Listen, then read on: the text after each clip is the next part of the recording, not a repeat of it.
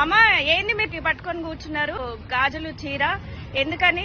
చీర గాజులు పూలు కూడా వేస్తాము, అన్ని చేస్తామమ్మా. నిన్న రేవంత్ రెడ్డి ఏం చేసిందంటే, నేను ఫ్రీ బస్సు పెట్టినా, నువ్వు ఏంది 6 గ్యారంటీలు అమలు చేసినా, నువ్వేం చేస్తున్నావు కేటీఆర్, నువ్వు చీర కట్టుకొని బస్సులు ఎక్కువ అంటుండు. ఇది నేను చెప్తున్నా, మేము ప్రజలని చెప్తున్నాము.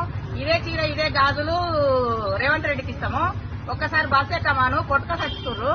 కండక్టర్ డ్రైవర్ మేము ఎక్కితే మేము ఇగో 5 మంది 6 మందిని ఎర్రవరం పోతే మమ్మల్ని మధ్యలో దించేసిర్రు. మీ ఫ్రీ బస్ అమ్మా, మీ టికెట్ లేదు, తొక్కలేదు, మీరు దిగేది అనేసి మమ్మల్ని దించేసిర్రు. నిన్ను ఎవరు పెట్టమన్నాడు? నిన్ను మేము పెట్టమన్నామా? మాకు పైసలు గతిలేవా? 10 రూపాయలు పెట్టి మేము బస్ ఎక్కలేమా? నువ్వు చేసే గ్యారంటీలు చెయ్యి.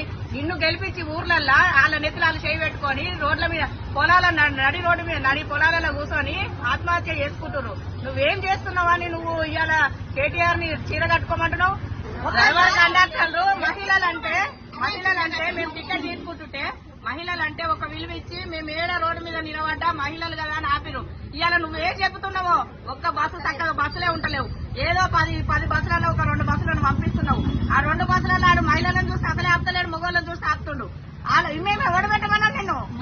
అయ్యా జాగిరా, మేము పెట్టమని అనలేదు. నువ్వు బస్సు ఎక్కువ ఒకసారి, నువ్వు బస్సు ఎక్కితే ఇవి పెట్టుకొని నువ్వే బస్సు ఎక్కువ. నువ్వు సీఎం లెక్క కాదు, ఇవి పెట్టుకొని బస్సు ఎక్కువ.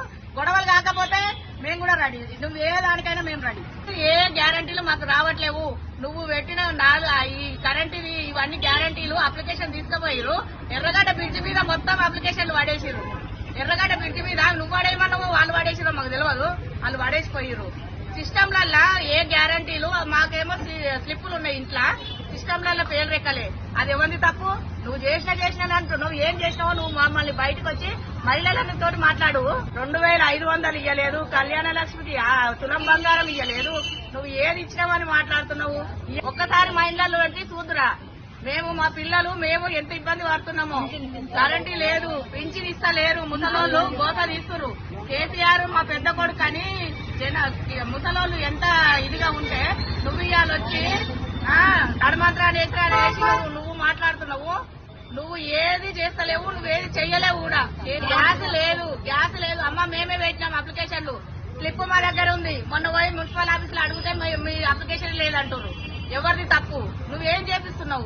2500 ఇస్తున్నా అని నిన్న రాహుల్ గాంధీ వచ్చి చెప్పిపోతున్నాడు. మరి వస్తున్నాయా మీకు? ఎవరికి ఇచ్చినా మాకు చూపియాలి. ఎవరికైనా ఇచ్చినట్టుంటే మేమన్నా నువ్వు ఇప్పుడు నువ్వు చేసిన సవాల్కు మేమన్నా సిద్ధం, నువ్వన్నా సిద్ధం. మేము జనాలమే కదా. నువ్వు ఏం చేస్తున్నావో నీకన్నా అర్థమవుతుందా ముందని మేము అడుగుతున్నాం. గంటలు కరెంట్, వాటర్ అస్సలు రావట్లేదు. వాటర్ అన్న మాట లేదు.